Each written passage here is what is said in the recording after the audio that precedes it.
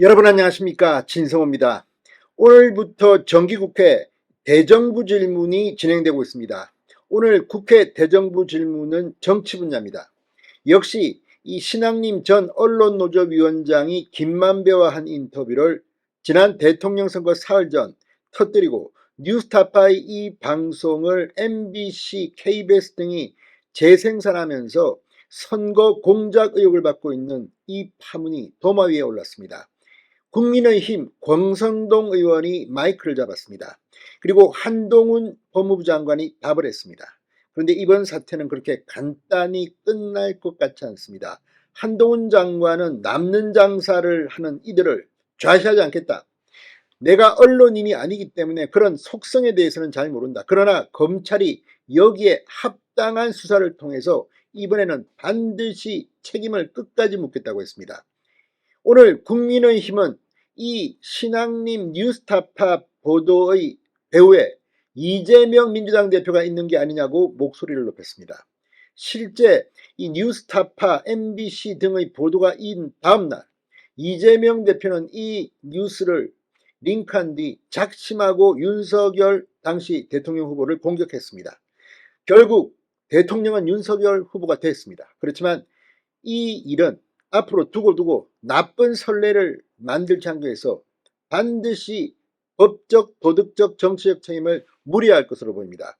무엇보다 과거 이회창 후보가 낙선하게 만든 이 가짜뉴스의 대명사 여러분 기억하시죠? 김대엽 이런 것들이 다시는 일어나지 않도록 해야 합니다. 진성호의 융단 폭격 시작합니다. 뉴스타파 MBC를 융단 폭격합니다. 방송에 앞서 아직 진성호 방송의 구독자가 아니신 분은 붉은색 구독 버튼 눌러주십시오. 더 좋은 방송으로 보답하겠습니다. 오늘 한동훈 장관이 김만배 신앙님 허위 인터뷰 의혹과 관련해 가짜뉴스 유포나 선거 공작 등이 처벌받지 않고 흐지부지 넘어가니까 남는 장사로 반복되는 것이다. 검찰이 반드시 책임을 물을 것이라고 답했습니다. 한동훈 장관은 오늘 국회 대정부 질문에서 이 권성동 국민의힘 의원과의 질의응답 과정에서 이렇게 밝혔습니다.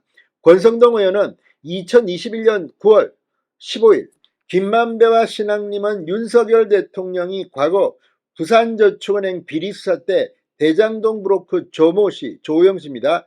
커피를 타주고 사건을 무마했다는 녹음 파일을 만들었고 대선 사흘 전 녹음 파일을 보도해 가짜뉴스를 확산시켰다. 대선 6개월 전에 했던 인터뷰를 대선 4일 전에 보도를 했다고 지적했습니다. 인터뷰는 한적시 보도하는 게 상례 아닌가? 권성동의 질문에 한동훈 장관은 제가 언론인이 아니라 그 부분을 평론하기는 힘들다. 그러나 그런 점까지 검찰이 투명하게 수사할 것이라고 답했습니다. 여기 있는 사람들과 같은 입장일 텐데 실제 범죄가 있었다면 중대범죄에 해당하고 검찰이 그 가부를 잘 판단할 것이라고 덧붙였습니다.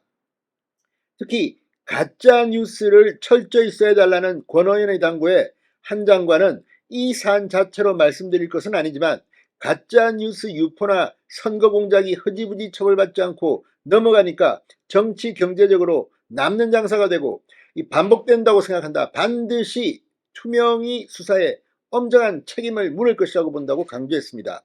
지금 서울중앙지검 반부수사 3부 강백신 부장검사 수사팀이 화천대유 대주주 김만배와 신앙님 전 언론노조위원장의 허위 인터뷰 의혹을 수사하고 있습니다. 무엇보다 신앙님이 김만배로부터 1억 6,500만 원의 억대 금품을 받았다는 정황을 포착하고 지금 수사하고 있습니다. 신앙님은 이걸 책값이라고 하지만 그걸 곧대로 믿을 사람이 얼마나 있을까요?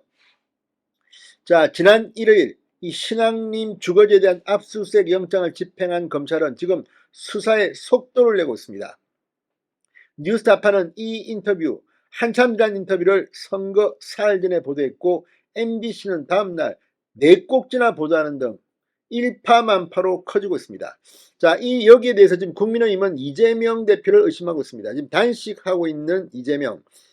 국민의힘은 오늘 대선 직전 윤석열이 대장동 몸통이라는 화천대유 김만배와 신앙님 전 언론노조위원장의 허위 인터뷰 의혹과 관련해서 배우로 이재명을 지목했습니다.